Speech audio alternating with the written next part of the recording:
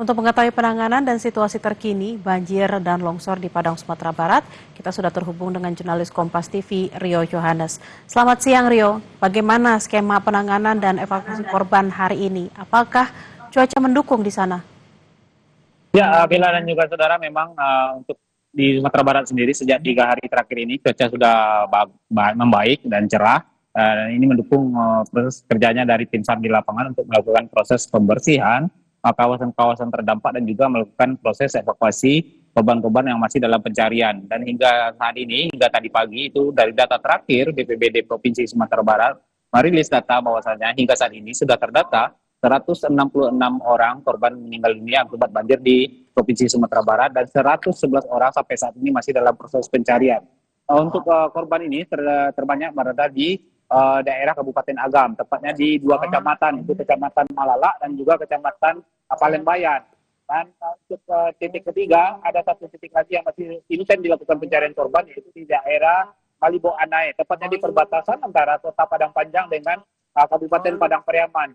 Di sini dan di 3 titik lah yang hari ini hingga hari ini masih diintensifkan proses pencarian korban-korban yang masih dinyatakan hilang, karena memang dari 3 titik inilah penyumbang terbanyak korban yang masih dilakukan pencarian hingga saat ini. Nah, untuk penanganan memang seperti yang terlihat di belakang saya, ini adalah di Pantai Parkit, Kecamatan Padang Utara, Kota Padang, Provinsi Sumatera Barat. Di sini banyak sekali tumpukan-tumpukan balok-balok kayu yang dibawa oleh material banjir ketika terjadi banjir bandang pada susulan pada hari Kamis yang lalu.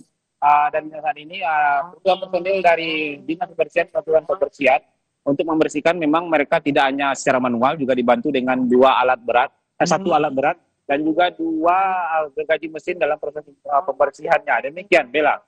Rio, lalu wilayah mana saja yang masih terisolir? Lalu bagaimana juga pembukaan akses jalan? Sudah sejauh mana?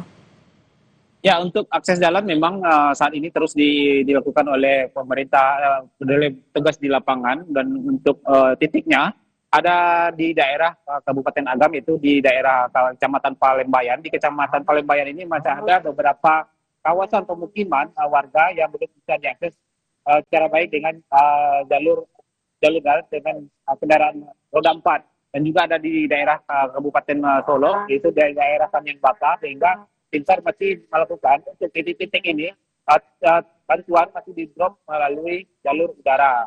Dan untuk penanganan memang saat ini masih fokus pada pembersihan kawasan terdampak, penanganan korban-korban yang berada di pengungsian.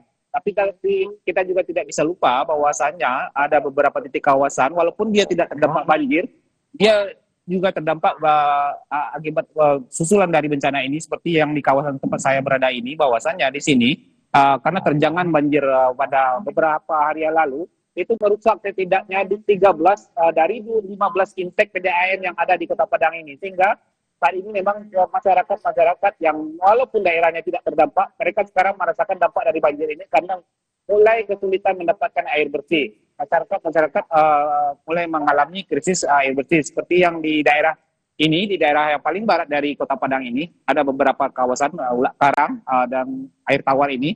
Mereka mengeluhkan sejak terjadinya banjir hingga saat ini air bersih di tempat mereka susah sekali, sehingga mereka harus pindah untuk kebutuhan sehari-hari, harus menumpang di tempat-tempat pihak keluarga yang airnya cukup masih bisa mengalir. Demikian, Bella. Baik, yang saat ini sangat dibutuhkan oleh warga di sana adalah air bersih. Terima kasih atas laporan Anda, jurnalis Kompas TV Rio Johannes dari Padang, Sumatera Barat. Selamat bertugas kembali dan harap berhati-hati.